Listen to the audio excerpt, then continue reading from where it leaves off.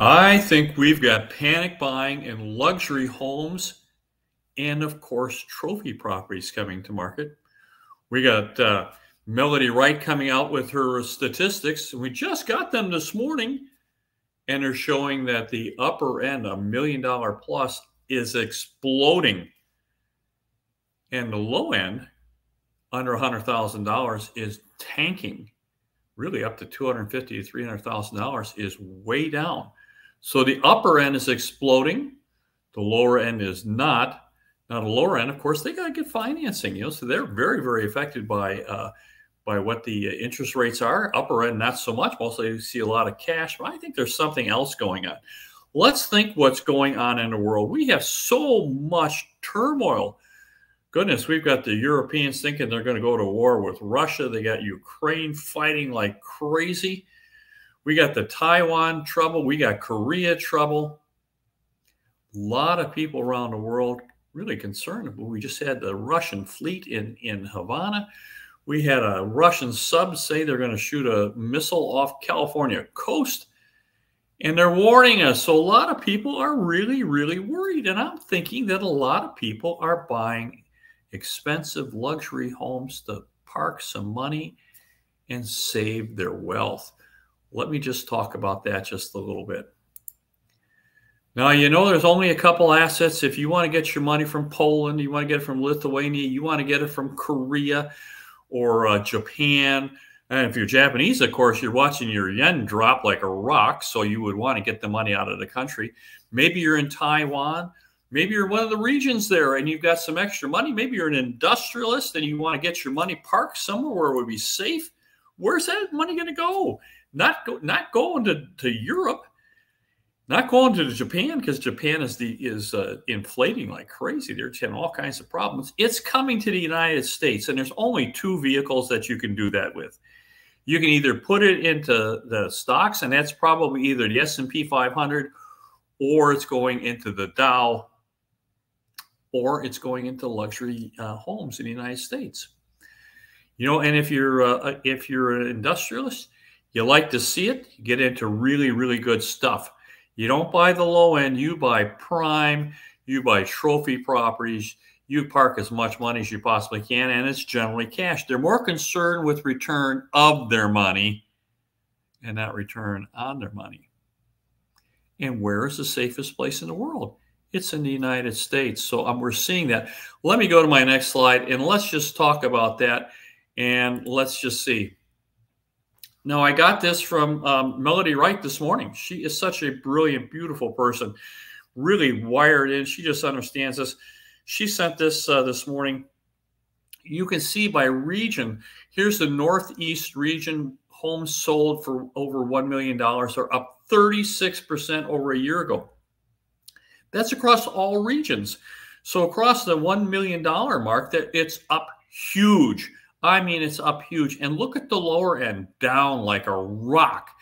Here we are in the South, 21%. In the West, 41%. Across the United States, total down 16% versus up 22, almost 23% in the $1 million class.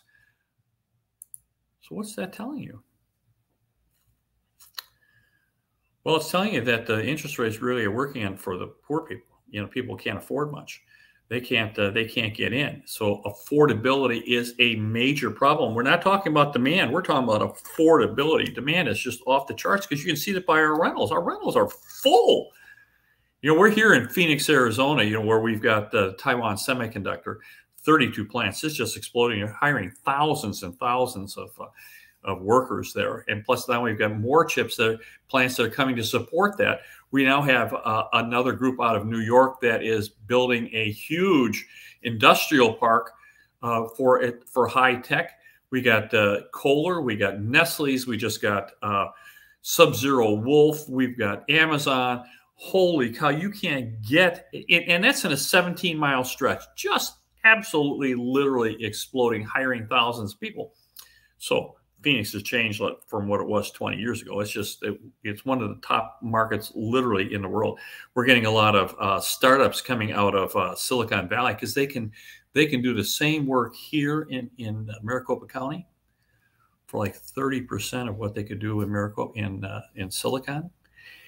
And their workers can get a nice house. They can have a very nice life. They don't have to pay them quite so much. They still make a lot of money, but the lifestyle is just fabulous here. So that's what's happening here. So we're getting a lot of that. But if you've got a problem, where are you going to put your money? So let me go to my next slide and let's just talk about what we see, because here's some of the statistics that are just a little confusing for people. Now, this is coming out of the Federal Reserve electronic data system, FRED, and it's very recent, Q1 of 2024, and it's the all transaction house price index for the United States. Now, you can look at this as been going. You can see here is the great financial crisis. You can see the bubble, and you can see that we got into the accumulation phase. There's the explosive phase, and it just keeps going. Now, let's go back to, this is an average. So let's go back to Melodies. What happens when you have a huge amount of luxury homes being sold and not a bunch of small houses? That changes the index a lot. So that means that things are going to go up, but that's because of the type of homes that are being sold. And it changes it. Ooh, it changes it. You go to here, you can see that this is an index. Now, right here at the bottom, you can see source is U.S. federal housing, but it's an index. It's not a price. It is an index starting at 100. So don't get this confused with dollars.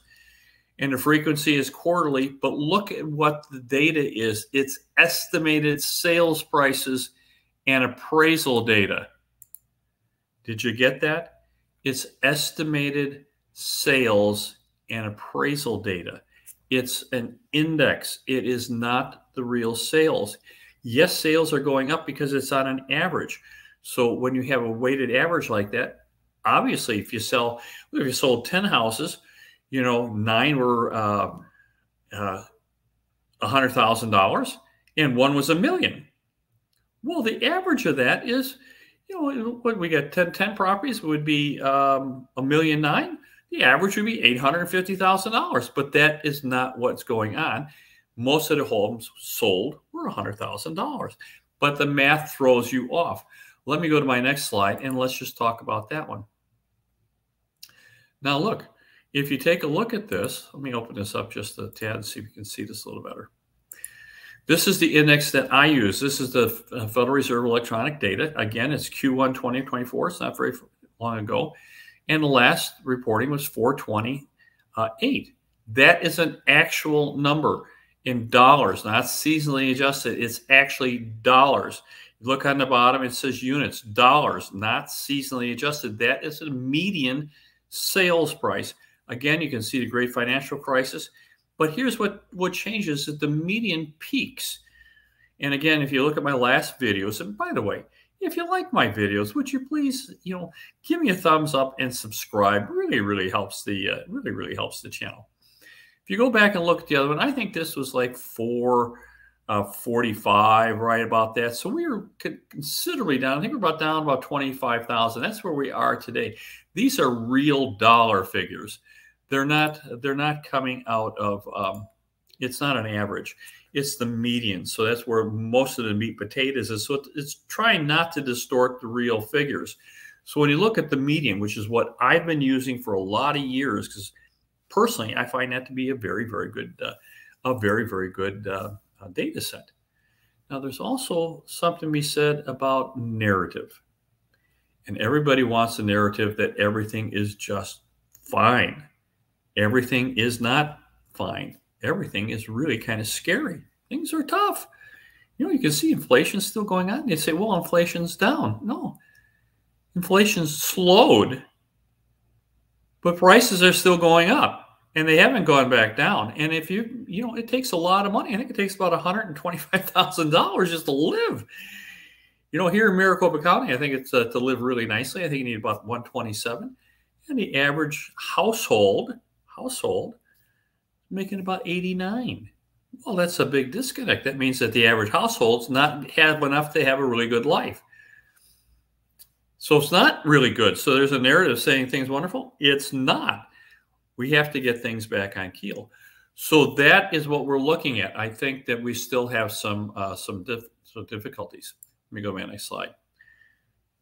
Now this is where I'm at. You're welcome to reach me. We do consulting. I consult all the time. I consult today.